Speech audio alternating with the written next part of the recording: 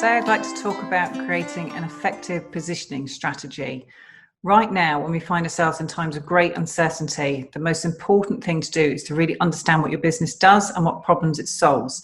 This might sound obvious, but as a business owner, you need to be crystal clear and honest about the current state of your business. It's only then that you can make difficult decisions as to whether to temporarily scale down your operations or, on the flip side, how to dramatically increase the speed at which you scale up your operations. You don't want to miss out on opportunities that presents itself through a massive increase in a sudden demand for your product or service. An effective positioning strategy considers the strengths and weaknesses of the organisation, the needs of the customers, the marketplace, and the position of competitors.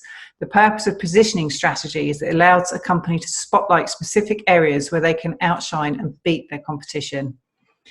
However, in my experience, most people conduct their business in an instinctive way and never actually write down their strategy in a thought-through manner.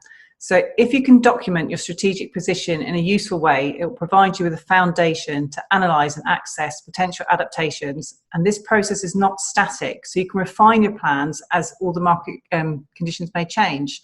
The simple exercise of describing your strategic position will enable you to reflect on your business and will provide the first tool you can rely on to fully understand what you offer your customers and why loyal customers ultimately come to you. Strategy does involve making tough choices, and on 3 dimensions. It's really the what, who, and how of what your business is.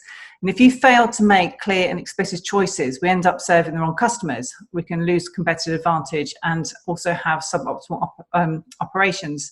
Now, more than ever, it's important to capture what makes your business unique. And over the coming months, you might not start to notice patterns in changing customer behaviour and disruptions to your own supply chain. But documenting your current position will help you better identify to adapt your business. It will also provide a stake in the ground to be able to measure and understand how substantial the changes are that you need to make. By asking these questions, what, who, and how, it will make you aware of what's going on in our rapidly changing business environment. It might make you consciously think, there's still demand for my product, but now I'm dealing with a different customer. Or it could be that my customers are still loyal, but they're demanding a different services. Businesses tend to fail when they can't clearly articulate these changes, and the knock-on effect is that you're then too slow to implement any decisions. So, my challenge to you is this. I'd like you to document your business by answering the what, who, and how. I've attached a downloaded PDF for you to fill in, and I've also populated with this some questions to help the thought process to start with. So in the what column, the questions that you could be asking yourself are, what are the products and services used for? What do you do for your customers? In the who column, start thinking about questions like, who are your customers? What target markets and segments do you focus on? When considering how, think about what are your key processes? Who are your external partners and suppliers? What is your revenue model, i.e. who pays for what, and what the cost drivers are? There are clearly many more questions that you can ask, but hopefully this will get you started thinking along the right lines. And as I said before, designing a successful strategy is a never-ending process because new positions continually arrive. Many businesses are now thinking about what position they can attain during and after the pandemic. They may be questioning your viability post-pandemic or scaling up your business to meet the new demand. So once you've established what you do, who you are, and how you do it, then you need to take a moment to test this by asking why. So using the same table that you've downloaded, you can now fill out the why column.